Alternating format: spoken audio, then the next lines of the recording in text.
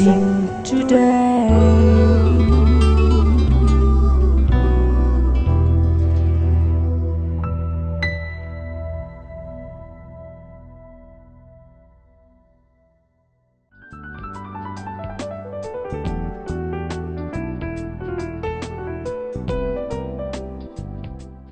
Welcome to blessing today. ഈ ദിവസങ്ങളിൽ, പ്രത്യേകിച്ച് ഈ ആഴ്ചയിൽ നടക്കുന്ന ഓരോ എപ്പിസോഡുകളും നിങ്ങളുടെ ജീവിതത്തിൽ എബണ്ടൻറ്റ് ബ്ലെസ്സിങ്സ് കൊണ്ടുവരട്ടെ എന്ന് ആത്മാർത്ഥമായി പ്രാർത്ഥിക്കുന്നു. നൂറുകണക്കിന് എപ്പിസോഡുകൾ ഇതുവരെ ടെലികാസ്റ്റ് ചെയ്യുവാൻ ബ്ലെസ്സിങ് ടുഡേക്ക് സാധിച്ചു. അതിൻ്റെ പിന്നിൽ ഒത്തിരി പേർ അണിനിരന്നിട്ടുണ്ട്. അവരുടെ പ്രാർത്ഥന, അവരുടെ പ്രത്യേകമായ സഹായ സഹകരണങ്ങൾ തുടങ്ങിയ പ്രോത്സാഹനങ്ങളെല്ലാം ഇതിൻ്റെ പിന്നിൽ. ഇതൊരു ബ്ലെസ്സിങ് ടുഡേ ഒരു വൺ മാൻ ഷോ ഒരിക്കലും അല്ല. നിങ്ങളുടെ പ്രോത്സാഹനം, നിങ്ങളുടെ ദിവസം തോറും ഉള്ള ഇതിൻ്റെ വാച്ചിങ്, ഇതെല്ലാം ഇതിൽ വളരെ വളരെ വളരെ പ്രധാനപ്പെട്ടതാണ്. ഇന്നത്തെ ഈ എപ്പിസോഡ് സ്പോൺസർ ചെയ്തിരിക്കുന്നത് സജി തോമസ് ഫ്രം UAE. നമുക്കെല്ലാവർക്കും ചേർന്ന്, ലോകം എമ്പാടുമുള്ള എല്ലാവർക്കും ചേർന്ന് ആ സഹോദരനും കുടുംബത്തിനും പ്രാർത്ഥനാ വിഷയങ്ങൾക്ക് വേണ്ടി ആത്മാർത്ഥമായി ഈ സമയത്ത് പ്രാർത്ഥിക്കാം. എല്ലാവരും കണ്ണുകളടച്ച് എന്നോട് ചേർന്ന് പ്രാർത്ഥിച്ചാലും. നല്ല ദൈവമേ, സജി തോമസിൻ്റെ ബിസിനസ്സിന് ഞങ്ങൾ അനുഗ്രഹിക്കുന്നു. വലിയൊരു അനുഗ്രഹം തന്നെ കർത്താവെ വന്നു ചേരട്ടെ എന്ന് ഞങ്ങൾ പ്രാർത്ഥിക്കുന്നു. വൈഫ് സിനിക്കായി പ്രാർത്ഥിക്കുന്നു. തൻ്റെ ആരോഗ്യത്തെ അനുഗ്രഹിക്കുന്നു. പ്രത്യേകിച്ച് തൻ്റെ ഈ പ്രഗ്നൻസിയിൽ കർത്താവിൻ്റെ കരം കൂടെ ഇരുന്ന് തന്നെയും കുഞ്ഞിനെയും പരിപാലിക്കുന്നതിനായി നന്ദി പറയുന്നു. മകൻ അതിനായി പ്രാർത്ഥിക്കുന്നു. തൻ്റെ വളർച്ചയിലും ഭാവിയിലും എല്ലാം കർത്താവെ അങ്ങയുടെ കരം കൂടെ ഇരിക്കട്ടെ. അമ്മ ലീലാമ്മയ്ക്കായി പ്രാർത്ഥിക്കുന്നു. എല്ലാ യൂറിനറി ഡിസീസും യേശുവിൻ്റെ നാമത്തിൽ പരിപൂർണമായി മാറിപ്പോകട്ടെ. ഫാദർ തോമസിനെ അനുഗ്രഹിക്കുന്നു. തനിക്ക് നല്ല ആരോഗ്യത്തെ നൽകണമേ എന്ന് മാത്രമല്ല, 3 സഹോദരങ്ങളെയും അവരുടെ കുടുംബങ്ങളെയും അങ്ങയുടെ നാമത്തിൽ ഇപ്പോൾ അനുഗ്രഹിച്ച് പ്രാർത്ഥിക്കുന്നു. കർത്താവിൻ്റെ പ്രത്യേകമായൊരു സ്പർശനം ഈ ദിവസങ്ങളിൽ കർത്താവെ ബ്രദർ സജിയുടെ മേലും കുടുംബത്തിൻ്റെ മേലും വരുന്നതിനായി നന്ദി പറയുന്നു. യേശുവിൻ്റെ നാമത്തിൽ തന്നെ ആമേൻ, ആമേൻ. Thank you Saji Thomas for sponsoring today's episode. ഇത് ഇന്ന് കാണുന്ന എല്ലാവരോടും ഞാൻ പറയട്ടെ, നിങ്ങൾക്കും ബ്ലെസ്സിങ് ടുഡേയുടെ എപ്പിസോഡുകൾ സ്പോൺസർ ചെയ്യുകയും വലിയ അനുഗ്രഹത്തിന് നിങ്ങൾക്ക് പാത്രമായി മാറാൻ കഴിയും. ബ്ലെസ്സിങ് ടുഡേ എപ്പിസോഡുകൾ മാത്രമല്ല, ബ്ലെസ്സിങ് ഫെസ്റ്റിവലുകൾ നിങ്ങൾക്ക് സ്പോൺസർ ചെയ്യാം. ഞായറാഴ്ചകളിലെ തത്സമയ സംപ്രേഷണം നിങ്ങൾക്ക് സ്പോൺസർ ചെയ്യാം. ഈ അവസരങ്ങളിലെല്ലാം അനേകായിരങ്ങൾ നിങ്ങൾക്ക് വേണ്ടി പ്രാർത്ഥിക്കുകയും നിങ്ങൾ അനുഗ്രഹിക്കപ്പെടുകയും ചെയ്യും. അതുകൂടാതെ നമുക്ക് ഒരുമിച്ച് ഒരു പാർട്ട്ണർഷിപ്പിൽ അല്ലെങ്കിൽ പങ്കാളികളായി മുന്നിലേക്ക് യേശുവിൻ്റെ ശുശ്രൂഷയിൽ പോകുവാൻ ഇതിലൂടെ കർത്താവ് നമ്മളെ സഹായിക്കും. ഇന്ന് ഒരു പുതിയ സന്ദേശ പരമ്പര നമ്മൾ ആരംഭിക്കുകയാണ്. ദൈവത്തിൻ്റെ വലിയ കരുണയാൽ കഴിഞ്ഞ പല മാസങ്ങളിലും വർഷങ്ങളിലുമായി ദൈവത്തിൻ്റെ വചനമാകുന്ന ബൈബിളിൽ നിന്നും പുതിയ പുതിയ ഡിഫറൻ്റായ ഒത്തിരി ടോപ്പിക്കുകൾ കവർ ചെയ്യുവാൻ ദൈവം നമ്മളെ സഹായിച്ചു. ആദ്യം മുതൽ ബ്ലെസ്സിങ് ടുഡേ എപ്പിസോഡുകൾ പതിവായി കാണുന്നവർക്കറിയാം എത്രയോ വിഷയങ്ങളാണ് നമ്മൾ ഇതിനകം കൈകാര്യം ചെയ്ത് കഴിഞ്ഞത്. ഈ ദിവസങ്ങളിൽ ഇന്ന് കാണുവാൻ ആരംഭിച്ചവർ നിങ്ങൾക്ക് ചെയ്യാവുന്നത്, കഴിഞ്ഞ എപ്പിസോഡുകളിലെ വിഷയങ്ങൾ പഠിക്കുവാൻ താല്പര്യമുണ്ടെങ്കിൽ blessingtoday.tv എന്ന വെബ്സൈറ്റിൽ നമുക്ക് അതിലുള്ള ഒത്തിരി പ്രീവിയസ് എപ്പിസോഡ്സ് അപ്ലോഡ് ചെയ്തിട്ടുണ്ട്. നിങ്ങൾക്ക് സമയം പോലെ നിങ്ങളുടെ ബൈബിളും അതുപോലെ നോട്ട്ബുക്കും പേനയുമായി ഇരുന്ന് ഇതെല്ലാം വീണ്ടും വീണ്ടും കേൾക്കാനും പഠിക്കാനും അങ്ങനെ ദൈവത്തിൻ്റെ വചനത്തിൽ വേരൂന്നി വളരുവാൻ കർത്താവ് നിങ്ങളെ സഹായിക്കട്ടെ. ഇന്ന് നമ്മൾ ആരംഭിക്കുന്ന പുതിയ സന്ദേശം ദി ട്രാൻസ്ഫിഗറേഷൻ ഓഫ് ജീസസ്, അല്ലെങ്കിൽ യേശുവിൻ്റെ രൂപാന്തരം.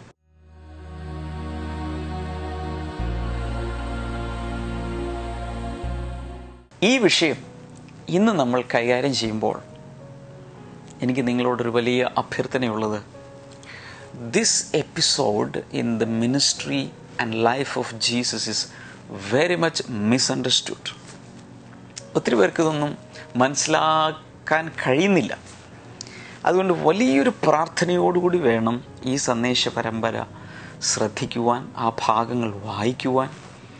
നമുക്ക് മത്തായി എഴുതിയ സുവിശേഷം 17-ാം അധ്യായം ആദ്യത്തെ 9 വാക്യങ്ങൾ വായിച്ച് ആരംഭിക്കാം. 6 ദിവസം കഴിഞ്ഞ് യേശു പത്രോസ്,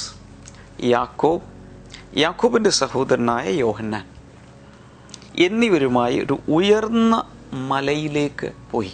നിങ്ങളുടെ ബൈബിളിൽ ആ ഭാഗം ഞാൻ വായിക്കുന്ന സമയത്ത് തന്നെ ഇംഗ്ലീഷ് ബൈബിളോ മലയാളം ബൈബിളോ നിങ്ങൾ ഉപയോഗിക്കുന്ന തർജ്ജിമയിൽ, വേർഷനിൽ നിങ്ങളത് വായിക്കണം, നോക്കണം.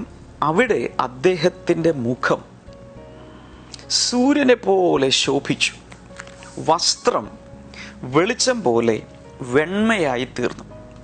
മോശയും ഏലിയാവും യേശുവിനോട് സംസാരിക്കുന്നതായി അവർ കണ്ടു.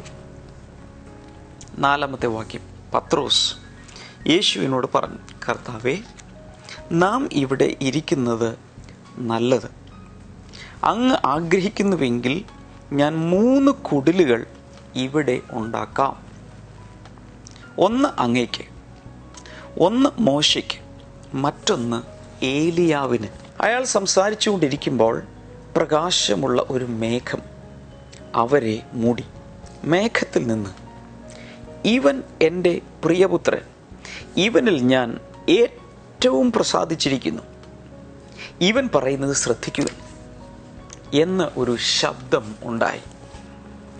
ഇത് കേട്ട് ശിഷ്യന്മാർ ഭയന്ന് നിലത്ത് കമിഴ്ന്ന് വീണു. യേശു വന്ന് അവരെ തൊട്ടു.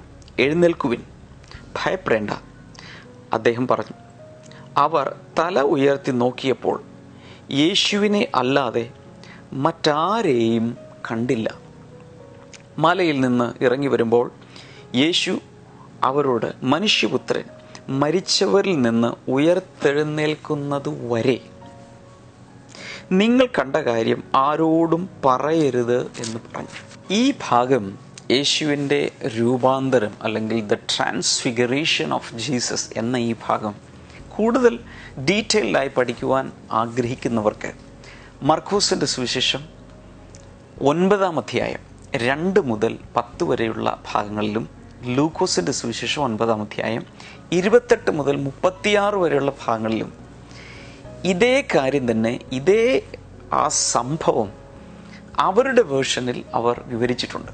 അതുകൂടെ ചേർത്ത് വെച്ച് പഠിച്ചാൽ ഏകദേശമായൊരു പൂർണ്ണ രൂപം നമുക്ക് ലഭിക്കും. അതെല്ലാം ഞാനിവിടെ വായിക്കുന്നില്ല. നിങ്ങൾക്ക് നിങ്ങളുടെ പേഴ്സണൽ സ്റ്റഡി ടൈമിൽ, ബൈബിൾ സ്റ്റഡി ടൈമിൽ അതെല്ലാം വായിക്കാൻ സാധിക്കും.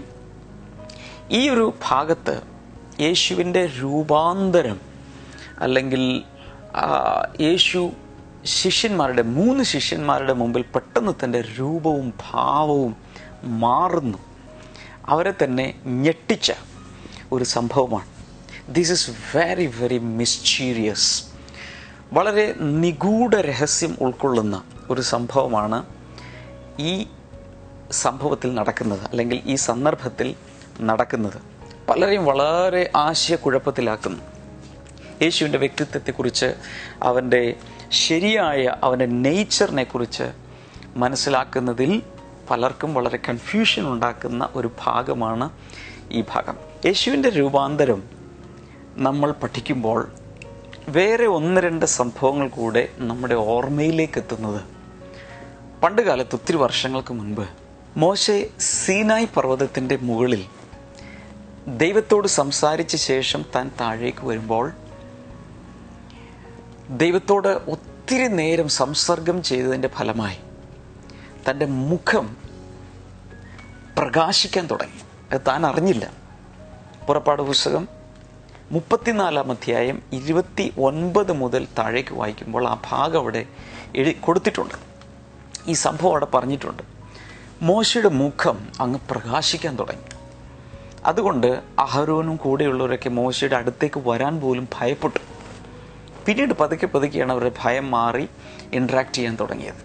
അതിൻ്റെ അർത്ഥം ദൈവവുമായി സംസർഗം നടത്തുമ്പോൾ നമ്മെ മുഴുവനായും പ്രകാശിപ്പിക്കുന്ന ദൈവികമായൊരു മഹത്വം നമ്മിലേക്ക് ട്രാൻസ്ഫർ ചെയ്യപ്പെടും എന്നതാണ് നമ്മൾ മനസ്സിലാക്കേണ്ടത്. പുതിയ നിയമത്തിലും ഇതുപോലെ ഒരു സംഭവമുണ്ട്. സ്തെഫാനോസ് അല്ലെങ്കിൽ സ്റ്റീഫൻ, ആദ്യത്തെ പുതിയ നിയമത്തിലെ രക്തസാക്ഷിയായി തീർന്ന അദ്ദേഹത്തെ മറ്റുള്ളവർ ചോദ്യം ചെയ്യുകയും തന്നെ പീഡിപ്പിക്കുവാൻ ശ്രമിക്കുകയും ചെയ്യുമ്പോൾ താൻ ദൈവത്തിൻ്റെ പരിശുദ്ധാത്മാവിൽ നിറഞ്ഞ് സംസാരിക്കാൻ തുടങ്ങി. അപ്പോസ്തല പ്രവൃത്തികൾ 6-ാം അധ്യായം 15-ാമത്തെ വാക്യത്തിൽ നമ്മളിവിടെ കാണുന്നത് ഇങ്ങനെയാണ്: താൻ സംസാരിച്ചുകൊണ്ടിരിക്കുമ്പോൾ തൻ്റെ മുഖം ഒരു ഏഞ്ചലിൻ്റേതുപോലെ, ഒരു ദൈവദൂതൻ്റേതുപോലെയായി ഒരു വലിയ പ്രകാശം അവിടെ കാണാൻ തുടങ്ങി. എന്നാൽ ഇതെല്ലാം അംശമായി മാത്രമേ ഉള്ളൂ. കുറച്ച് സമയത്തേക്ക് മോശയുടെ മുഖത്തെ സ്കിൻ ഒന്ന് തിളങ്ങി അല്ലെങ്കിൽ പ്രകാശിച്ചു. അല്ലെങ്കിൽ കല്ലെറിയപ്പെട്ട് താൻ ദൈവസന്നിധിയിൽ ചേർക്കപ്പെടുന്നതിന് മുമ്പ്, രക്തസാക്ഷിയാകുന്നതിന് മുമ്പ് സ്റ്റീഫൻ്റെ മുഖത്തും ഇതുപോലെ ഒരു ഏഞ്ചലിൻ്റേതുപോലെ ഒരു പ്രകാശം വന്നു. ഇതൊക്കെയാണ് നമ്മൾ വായിക്കുന്നത്. എന്നാൽ ഇവിടെ യേശുവിൻ്റെ കാര്യത്തിൽ അങ്ങനെയല്ല. യേശുവിൻ്റെ മുഖം ഒരു സൂര്യനെ പോലെ പ്രകാശിക്കാൻ തുടങ്ങി. യേശുവിൻ്റെ രൂപാന്തരം അല്ലെങ്കിൽ ട്രാൻസ്ഫിഗറേഷൻ എന്ന സ്ഥലത്ത് മെറ്റാമോർഫൂ എന്ന ഒരു ഗ്രീക്ക് പദമാണ് ഉപയോഗിക്കപ്പെട്ടിരിക്കുന്നത്. അതിൻ്റെ അർത്ഥം to be changed into another form, വേറൊരു രൂപത്തിലേക്ക് മാറ്റപ്പെടുക. ഒരു രൂപത്തിലിരിക്കുന്ന ഒരു വസ്തു വേറൊരു രൂപത്തിലേക്ക് മാറ്റപ്പെടുക, രൂപമാറ്റം സംഭവിക്കുക എന്നാണ് അതിൻ്റെ അർത്ഥം. യേശുവിൻ്റെ രൂപാന്തരത്തിലും സംഭവിക്കുന്നത് അതാണ്. അതുവരെ പത്രോസും യാക്കോബും യോഹന്നാനും, ഈ 3 ശിഷ്യന്മാർ യേശുവിനെ അനേക പ്രാവശ്യം രാവും പകലും കണ്ടിട്ടുണ്ട്. ശരിയായ ഒരു മനുഷ്യരൂപം, അതിനപ്പുറത്തൊന്നും ഉണ്ടായിരുന്നില്ല. എന്നാൽ ഈ പ്രത്യേക മലയുടെ മുകളിൽ താൻ പ്രാർത്ഥിച്ചുകൊണ്ടിരിക്കുമ്പോൾ യേശുവിൻ്റെ രൂപം പെട്ടെന്ന് മറ്റൊരു രൂപമായി മാറുകയാണ്. അതിനുശേഷം അവർ താഴേക്കിറങ്ങുമ്പോൾ താൻ വീണ്ടും മനുഷ്യൻ്റെ രൂപത്തിലേക്ക് മടങ്ങി വരികയും ചെയ്തു. ചുരുക്കി പറഞ്ഞാൽ ഹ്യൂമൻ ഫോമിൽ നിന്നും തൻ്റെ ഡിവൈൻ ഫോമിലേക്കും അല്ലെങ്കിൽ ഒറിജിനൽ ഫോമിലേക്കും, അവിടെ നിന്നും വീണ്ടും തിരിച്ച് തൻ്റെ ആ ഹ്യൂമൻ ഫോമിലേക്കുമുള്ള ഒരു പെട്ടെന്നുള്ള ഒരു മെറ്റാമോർഫൂ അല്ലെങ്കിൽ ട്രാൻസ്ഫിഗറേഷൻ അല്ലെങ്കിൽ ചേഞ്ച് ഫോം ആണ് ഈ പ്രത്യേക സംഭവത്തിൽ നമ്മൾ കാണുന്നത്. ഈ യേശുവിൻ്റെ രൂപാന്തരം ഇതിനു മുൻപ് പല പ്രാവശ്യവും നടന്നിരിക്കാം എന്നാണ് ഈ ഭാഗം ആഴത്തിൽ പഠിക്കുന്നവർ പറയുന്നത്. കാരണം യേശു ഒറ്റയ്ക്ക് പല പ്രാവശ്യം ശിഷ്യന്മാരെ ഒരു സ്ഥലത്താക്കി തനിയെ പ്രാർത്ഥിക്കുവാൻ വേണ്ടി മലയിലേക്ക് കയറിപ്പോകുന്നതിനെക്കുറിച്ച് സുവിശേഷങ്ങൾ നമ്മൾ വായിക്കുന്നുണ്ട്. പല പ്രാവശ്യം ഒറ്റയ്ക്ക് താൻ കയറിപ്പോകും. അനേകം മണിക്കൂറുകൾ, ചില സമയത്ത് രാത്രി മുഴുവൻ ദൈവസന്നിധിയിൽ താൻ പ്രാർത്ഥിച്ചുകൊണ്ടിരിക്കും. ഇങ്ങനെ പ്രാർത്ഥിക്കുന്ന സ്വഭാവമുള്ള യേശുവിൻ്റെ ജീവിതത്തിൽ അനേക പ്രാവശ്യം ഇതുപോലെ രൂപാന്തരം നടന്നിരിക്കാം. എന്നാൽ നമുക്ക് ഈ റിപ്പോർട്ട് കിട്ടുവാനൊരു കാരണം, ഈ 3 ശിഷ്യന്മാർ ആ പർട്ടിക്കുലർ ഡേയിൽ, ഈ വിവരിക്കപ്പെട്ടിരിക്കുന്ന സംഭവത്തിൽ അവരവിടെ പ്രസൻ്റ് ആയിരുന്നു. അവരുടെ റിപ്പോർട്ട് നമുക്ക് കിട്ടിയത് കൊണ്ടാണ് ഇങ്ങനെ ഒരു കാര്യം നമുക്ക് മനസ്സിലാക്കാൻ കഴിഞ്ഞത്. എൻ്റെ അർത്ഥം അനേക പ്രാവശ്യം ഇതുപോലെ സംഭവിച്ചു കാണും. ഞാൻ ഒന്നുകൂടി പറയുന്നു, ദൈവ രൂപത്തിൽ ഇരുന്ന യേശു മനുഷ്യരൂപത്തിൽ ഈ ഭൂമിയിലേക്ക് വന്നു. മനുഷ്യരൂപത്തിലിരിക്കുന്ന യേശു പ്രാർത്ഥിച്ച ആ താബോർ മലയുടെ മുകളിൽ വച്ച് താൻ ഒറിജിനൽ ഫോമിലേക്ക് അഥവാ ദൈവരൂപത്തിൻ്റെ ഒരു ഗ്ലിംസിലേക്ക് പെട്ടെന്ന് രൂപാന്തരപ്പെടുന്നു. അതിനുശേഷം ആ ശിഷ്യന്മാർ അത് കണ്ട ശേഷം താൻ വീണ്ടും മനുഷ്യരൂപത്തിലേക്ക് തിരിച്ചു വരുന്നു. ഇങ്ങനെ ഒരു ട്രാൻസ്ഫിഗറേഷനാണ് ഈ ഭാഗത്ത് നമ്മൾ കാണുന്നത്. അപ്പോൾ ചോദിക്കും, ഇങ്ങനെ ഒരു സംഭവം ഉണ്ടായത് എന്തിനാ? ശിഷ്യന്മാരിത് കണ്ടത് എന്തിനാ? അല്ലെങ്കിൽ യേശുവിൻ്റെ ജീവിതത്തിൽ ആ സമയത്ത് എന്തിന് സംഭവിച്ചു? 2 കാര്യങ്ങളാണ് ചൂണ്ടിക്കാണിക്കപ്പെടുന്നത്. ഒന്ന്, ടു സ്ട്രെങ്തൻ ജീസസ്. ഈ സംഭവം നടന്ന് അധികം നാളുകൾ കഴിയുന്നതിന് മുമ്പ് തന്നെ യേശു തൻ്റെ പീഡാനുഭവത്തിലൂടെ പോകുകയും താൻ ക്രൂശിക്കപ്പെടുകയും ചെയ്തു. അങ്ങനെ യേശുവിന് തന്നെ ഒരു ശക്തീകരണം അവിടെ ആവശ്യമായിരുന്നു. അവിടെ പഴയ നിയമത്തിലെ 2 വിശുദ്ധന്മാർ ഈ മലമുകളിൽ ഈ സംഭവത്തിൽ പ്രത്യക്ഷരാകുന്നുണ്ട്, ഏലിയാവും മോശയും. അതുകൂടാതെ ശക്തിയേറിയ ഒരു ദൈവശബ്ദവും അവിടെ കേൾക്കപ്പെടുന്നു. അങ്ങനെ ഏലിയാവിൻ്റെയും മോശയുടെയും സംഭാഷണവും അവർ തമ്മിലുള്ള ചർച്ചയും അതുകൂടാതെ ദൈവത്തിൽ നിന്നുള്ള ഘനഗംഭീരമായ ആ ശബ്ദവും എല്ലാം യേശുവിനെ പേഴ്സണലി ശക്തീകരിക്കാൻ വേണ്ടി ആയിരുന്നു എന്ന് വിശ്വസിക്കപ്പെടുന്നു. അതുകൂടാതെ ഈ 3 ശിഷ്യന്മാർക്ക് പ്രത്യേകമായി അവർക്കും ഒരു ശക്തീകരണം ആവശ്യമായിരുന്നു. ഈ പ്രശ്നത്തിലൂടെ ഇവരും കടന്നു പോകേണ്ടവരാണ്. അതുകൊണ്ട് ദൈവപുത്രൻ ആരാണെന്നും അവൻ്റെ തനിനിറം എന്താണെന്നും ഒക്കെ ഒന്ന് മനസ്സിലാക്കാനും ദൈവം എത്രത്തോളം അവനിൽ പ്രസാദിച്ചിരിക്കുന്നു, പിതാവാം ദൈവം എത്രത്തോളം പുത്രനെ സപ്പോർട്ട് ചെയ്യുന്നു, ഇതൊക്കെ ഒന്ന് മനസ്സിലാക്കി ആ ക്രൂഷ്യൽ ടൈമിലൂടെ ഈ 3 പേരും പാസ് ചെയ്യേണ്ടതിനും പിന്നീടുള്ളവരുടെ ഫ്യൂച്ചർ മിനിസ്ട്രിയിൽ ഇതൊരു വലിയ മുതൽക്കൂട്ടായി മാറേണ്ടതിനും അവർക്കും ഈ അനുഭവം ദൈവം കൊടുക്കുകയാണ് ചെയ്തത്. ഞാനൊരു കാര്യം ഇവിടെ പറയാൻ ആഗ്രഹിക്കുന്നത്, നമ്മുടെ ജീവിതത്തിലും ഇതുപോലെ സൂപ്പർ നാച്ചുറലായി പ്രകൃത്യാതീതമായ ചില അനുഭവങ്ങൾ, ചിലപ്പോൾ ദിവ്യ സ്വപ്നങ്ങളിലൂടെ, ദിവ്യ ദർശനങ്ങളിലൂടെ, അതല്ലെങ്കിൽ സൂപ്പർ നാച്ചുറലായ രീതിയിലൊക്കെ ദൈവം തന്നേക്കാം. അത് നമ്മുടെ ഫ്യൂച്ചറിലേക്ക് ഒരു വലിയ പരീക്ഷണ ഘട്ടം വരുമ്പോൾ പിടിച്ചു നിൽക്കാനും വിശ്വാസത്തിൽ ഉറച്ചു നിൽക്കാനും ഒക്കെ സാധിക്കേണ്ടതിന് ദൈവം നമ്മെ ശക്തീകരിക്കും. ഇന്ന് ഈ എപ്പിസോഡിൽ നിങ്ങളെ എനിക്ക് എൻകറേജ് ചെയ്യുവാൻ താല്പര്യപ്പെടുന്ന ഒരൊറ്റ കാര്യത്തിലാണ്. God is mindful of us and He is the one who prepares us for our future. കർത്താവ് നമ്മുടെ ഓരോ നിമിഷവും നമ്മെ പരിപാലിച്ച് മുന്നിലേക്ക് കൊണ്ടുപോവുകയും കർത്താവിൻ്റെ കയ്യിലൊരു പ്ലാനുണ്ട് നമ്മുടെ ലൈഫിനെ കുറിച്ച്. ഭാവിയിൽ നമ്മളെ എങ്ങനെ പണിതെടുക്കണം, ഇതിനെക്കുറിച്ചെല്ലാം കർത്താവിനൊരു പദ്ധതിയുണ്ട്. ആ പദ്ധതി പ്രകാരം നമ്മെ കൊണ്ടുപോകാനുള്ള ശക്തീകരണം ഇത് കാണുന്ന ഓരോരുത്തർക്കും കർത്താവ് വിവിധ സമയങ്ങളിലായി നൽകട്ടെ. തുടർന്ന് നമുക്ക് ഇന്നത്തെ മിറക്കിൾസ് ടുഡേയിലേക്ക് പോകാം. ഇന്നത്തെ മിറക്കിൾസ് ടുഡേയും നിങ്ങളെ ഒത്തിരി ബലപ്പെടുത്തട്ടെ, ശക്തീകരിക്കട്ടെ.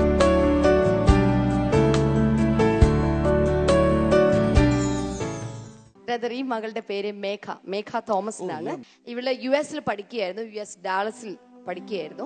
കമേഴ്ഷ്യൽ പൈലറ്റ് ലൈസൻസിന് വേണ്ടിയിട്ട് അവിടെ പഠിച്ചുകൊണ്ടിരുന്നു. അത് മാത്രമല്ല, അതിനുള്ള എക്സാമിന് വേണ്ടിയിട്ട് അവൾ അവിടെ തയ്യാറായിട്ടിരുന്നു. പ്രാക്ടിക്കൽ എക്സാം US വെച്ചിട്ടാണ് നടക്കേണ്ടത്. തിയറി പലതും ഇന്ത്യയിലാണ്, പക്ഷെ പ്രാക്ടിക്കൽ അവിടെ വെച്ച് നടക്കണം. അങ്ങനെ അവിടെ നടക്കുന്ന സമയത്ത് ഇവളുടെ കൂടെയുള്ള ഫ്രണ്ട്സിന്റെ എല്ലാവരുടെയും പ്രാക്ടിക്കൽ കഴിഞ്ഞു. എന്നാൽ ഇവളുടെ സമയമാകുമ്പോൾ എന്നും വെതർ അവിടെ മോശമാകും. കാലാവസ്ഥയിൽ ഉണ്ടാകുന്ന വ്യതിയാനങ്ങൾ, അതായത് മഴ ഉണ്ടായി കഴിഞ്ഞാൽ പ്രാക്ടിക്കൽ എക്സാം നടക്കില്ല. സമ്മർ സീസൺ ആണെങ്കിൽ വളരെയധികം വെയിലുണ്ടെങ്കിൽ, ചൂട് കൂടുതലാണെങ്കിൽ അപ്പോഴും പ്രാക്ടിക്കൽ എക്സാം നടക്കില്ല. അങ്ങനെ 2-3 പ്രാവശ്യം ഇവളുടെ പ്രാക്ടിക്കൽ എക്സാം നടക്കാതെയായി. ഇവൾക്കാണെങ്കിൽ ചില മാസങ്ങളുടെ വിസ മാത്രമേ ഉള്ളൂ. വിസയുടെ കാലാവധി തീരാൻ വേണ്ടി നിൽക്കുകയാണ്. ഇനി ഒരാഴ്ച കൂടെ സമയമുള്ളൂ വിസ തീരാൻ. അതിനിടയിൽ ഇവളുടെ പ്രാക്ടിക്കൽ എക്സാം നടന്നിട്ടുമില്ല. അങ്ങനെ നിൽക്കുന്ന സമയത്താണ് നമ്മൾ രണ്ടുപേരും ഡാളസിൽ ഉണ്ടായിരുന്ന സമയത്ത് ഈ മകൾ അവിടെ അന്ന് പ്രാർത്ഥിക്കാൻ വേണ്ടി വന്നിരുന്നു. ബ്രദർ ഡാമിയൻ അന്ന് ഇവൾക്ക് വേണ്ടിയിട്ട് പ്രാർത്ഥിച്ചു. നടന്ന അത്ഭുതം എന്നുള്ളത് വിസ തീരാൻ ഒരാഴ്ച മുൻപുള്ളപ്പോഴാണ് ബ്രദർ ഡാമിയൻ അത് പ്രാർത്ഥിച്ചത്. ഇനി നടക്കാനുള്ള പ്രതീക്ഷ ആർക്കുമേ ഇല്ല. കാരണം ജൂൺ മാസത്തിൽ അമേരിക്കയിൽ സമ്മർ സീസൺ ആണ്. 45 ഡിഗ്രിയോളം തന്നെ പലപ്പോഴും അവിടെ ചൂട് വന്നു ചേരുന്നത് കൊണ്ട് ആ സമയത്ത് ഈ കുട്ടിക്ക് ഒരിക്കലും പ്രാക്ടിക്കൽ എക്സാം നടക്കില്ല എന്നാണ് കരുതിയത്. എന്നാൽ നടന്ന അത്ഭുതം എന്നുള്ള വിസ തീരുന്നതിന്റെ തലേ ദിവസം ഇവളുടെ തലേ ദിവസം ഇവളുടെ പ്രാക്ടിക്കൽ ആ കാര്യങ്ങളെല്ലാം നടന്നു. ഇവള് പാസ്സായി. ഇന്ന് അവൾക്ക് ആ ഒരു ഇന്റർനാഷണൽ ലൈസൻസ് കിട്ടിയെന്നാണ് ഇവൾ സാക്ഷ്യപ്പെടുത്തുന്നത്. ഇപ്പോൾ നിൽക്കുന്നത് പൈലറ്റ് മേഘയാണ്. Praise God. എനിക്ക് ഓർമ്മയുണ്ട്, പല പ്രാവശ്യം മോളുടെ ഫാദർ ഇമെയിൽ അയച്ചതും മോൾ അവിടെ വന്നതായി സ്റ്റിൽ റിമെമ്പർ. സാധാരണ പൈലറ്റ് അല്ല, US ഗവൺമെന്റ് പൈലറ്റ് ആണ്. Great. കർത്താവേ, we bless her father. Thank you for this miracle. Thank you for, Lord, this victory you have given her, Father. ഇതുപോലെ കർത്താവേ, ഏതെങ്കിലും എക്സാം പാസ്സാകാൻ കഴിയാതെ പ്രശ്നങ്ങളുമായി നിൽക്കുന്ന ആരെങ്കിലും ഇപ്പോൾ ഇത് കാണുന്നുണ്ടെങ്കിൽ അവർക്ക് വേണ്ടി കൂടെ ഞങ്ങൾ ഇപ്പോൾ പ്രാർത്ഥിക്കുന്നു. യേശുവിൻ്റെ നാമത്തിൽ അവരുടെ ലൈഫിലും ഇതുപോലെ അങ്ങ് മിറക്കിൾസ് ചെയ്യുന്നതിനായി നന്ദി പറയും. ഇന്റർവ്യൂ ആകാം, എക്സാം ആകാം, whatever, in the name of Jesus we release your blessings upon them, Father. Amen. Amen. God bless you.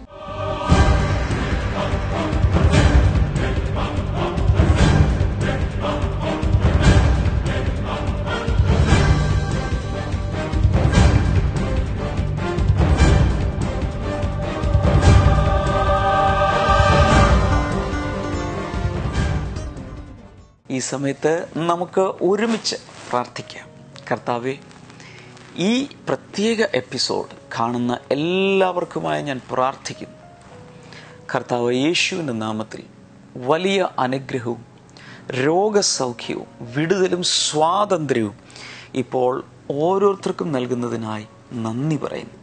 Kamala എന്നു പേരുള്ളൊരു സഹോദരി പ്രത്യേകിച്ച് യേശു കണ്ട് ഇന്ന് സൗഖ്യമാക്കാൻ ആഗ്രഹിക്കുന്നു. ശരീരത്തിൽ മുഴുവൻ പ്രത്യേക രീതിയിലുള്ള അലർജി ബാധിച്ച് ചൊറിച്ചിലും പ്രയാസങ്ങൾ അനുഭവിക്കുന്ന കമൽ എന്ന സഹോദരിയെ കർത്താവ് ഈ സമയത്ത് സൗഖ്യമാക്കുന്നു. In Jesus name. കർത്താവെ, അതുപോലെ വിവിധ പ്രയാസങ്ങളിലായിരിക്കുന്ന ഓരോരുത്തർക്കുമായി പ്രാർത്ഥിക്കുന്നു. ആർത്രൈറ്റിസ് രോഗമുള്ളവരെ യേശു ഇപ്പോൾ സൗഖ്യമാക്കുന്നു. സന്ധിവാതം ഇപ്പോൾ സൗഖ്യമാകട്ടെ. Thank you Lord. മെനഞ്ചൈറ്റിസ് യേശുവിൻ്റെ നാമത്തിൽ ഇപ്പോൾ സൗഖ്യമാകട്ടെ. കരളിലുള്ള പ്രയാസങ്ങൾ യേശുവിൻ്റെ നാമത്തിൽ ഈ നിമിഷം സൗഖ്യമാകട്ടെ. നട്ടെല്ലിലെ പൊട്ടൽ യേശുവിൻ്റെ നാമത്തിൽ സൗഖ്യമാകട്ടെ. കഴുത്തിലെ തേയ്മാനവും ഷോൾഡറിലേക്കുള്ള പെയിനും യേശുവിൻ്റെ നാമത്തിൽ ഇപ്പോൾ മാറിപ്പോകട്ടെ. ഇൻ ജീസസ് നെയിം അത് സംഭവിക്കട്ടെ. അതുപോലെ വലിയ വിടുതലുകളും രോഗസൗഖ്യങ്ങളും ഈ സമയത്ത് നടന്നുകൊണ്ടിരിക്കുന്നു. നിങ്ങളിപ്പോൾ വിശ്വസിക്കുക. ഇൻ ജീസസ് നെയിം അത് സംഭവിക്കട്ടെ. സത്യൻ എന്നു പേരുള്ളൊരു സഹോദരനെയും കർത്താവ് ഈ സമയത്ത് കാണുന്നു. തൊണ്ടയിലെ ഏതൊരു പ്രയാസത്തെയാണ് കർത്താവ് ഈ സമയത്ത് സൗഖ്യമാക്കിക്കൊണ്ടിരിക്കുന്നത്. ഇപ്പോൾ വിശ്വസിക്കുക. In Jesus name. Thank you Lord. കാൽപാദങ്ങളിൽ നീര് വന്നിരിക്കുന്നൊരു വ്യക്തി കർത്താവ് ഈ സമയത്ത് സൗഖ്യമാക്കുന്നു. In Jesus name. ആ നീര് മാറിപ്പോകട്ടെ. ചില ദിവസങ്ങളായി നടക്കുവാനോ ജോലിക്ക് പോകാനോ ഒന്നും കഴിയാതെ വീടിനുള്ളിൽ തന്നെ ഇരിക്കുന്ന ആ വ്യക്തി ഇപ്പോൾ സൗഖ്യമാകട്ടെ. കാൽമുട്ടിൻ്റെ അകത്തുള്ള തേയ്മാനം യേശുവിൻ്റെ നാമത്തിൽ സൗഖ്യമാകട്ടെ. എല്ലാവിധ ക്യാൻസറുകളും യേശു കർത്താവിൻ്റെ നാമത്തിൽ ഇപ്പോൾ സൗഖ്യമാകട്ടെ. വിടുതൽ ഓരോ വ്യക്തികൾക്കും കർത്താവെ നീ കൽപ്പിക്കുന്നതിനായി നന്ദി പറയുന്നു. ചെവിയിലൂടെ പഴുപ്പ് ഒലിച്ചിറങ്ങുന്ന വ്യക്തികളെ സൗഖ്യമാക്കുന്നു. തലവേദന മാറിപ്പോകട്ടെ. കുഞ്ഞുങ്ങളില്ലാത്തവർ കുഞ്ഞുങ്ങളുണ്ടാകട്ടെ. കർത്താവ് യേശുവിൻ്റെ നാമത്തിൽ അത്ഭുത വിടുതൽ കർത്താവ് കൽപ്പിക്കുന്നതിനായി നന്ദി പറയുന്നു. കർത്താവെ, എല്ലാവരെയും അങ്ങ് തൊട്ട് സ്പർശിച്ചതിനായി നന്ദി. യേശുവിൻ്റെ നാമത്തിൽ തന്നെ ആമേൻ. ഈ ആഴ്ചയിലെ ബ്ലെസ്സിങ് ഫെസ്റ്റിവലുകളിൽ വരുവാൻ മറക്കരുത്. മാത്രമല്ല, ബ്ലെസ്സിങ് ടുഡേയിൽ നിന്നുള്ള പ്രസിദ്ധീകരണമായ ആശിഷമാരി, അതുപോലെ പ്രഷ്യസ് ലൈഫ് എന്ന പ്രത്യേക സന്ദേശ പരമ്പര, അതുപോലെയുള്ള അഭിഷേകത്തിൽ നൽകപ്പെട്ട നിരവധി സന്ദേശങ്ങൾ, ഇതിൻ്റെ സന്ദേശങ്ങളുടെ CD-കളെല്ലാം നിങ്ങൾക്ക് അവിടെ അവൈലബിൾ ആയിരിക്കും. നാളെ നമുക്ക് വീണ്ടും കാണാം. God bless you. Welcome to Bible new.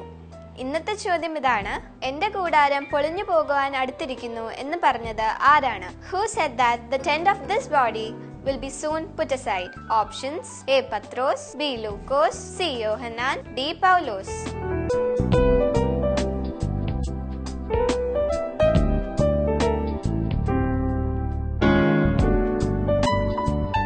നിങ്ങളുടെ ഉത്തരങ്ങൾ 9958 999 59 എന്ന നമ്പറിലേക്ക് SMS ചെയ്യുക.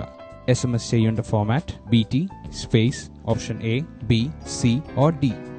ശരിയുത്തരം അയക്കുന്നവരിൽ നിന്ന് 5 പേരെ സെലക്ട് ചെയ്ത് ഞങ്ങൾ OM ബുക്സ് നൽകുന്ന ഒരു അടിപൊളി സമ്മാനം അയച്ചു തരുന്നതാണ്.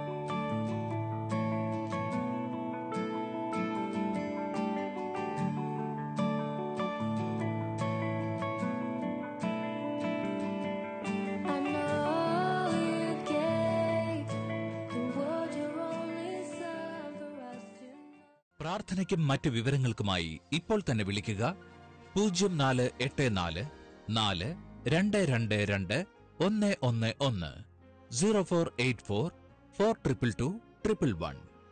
ഞങ്ങളുടെ വെബ്സൈറ്റുകൾ www.themasterministries.org, www.blessingtoday.tv, ഇമെയിൽ info@blessingtoday.tv.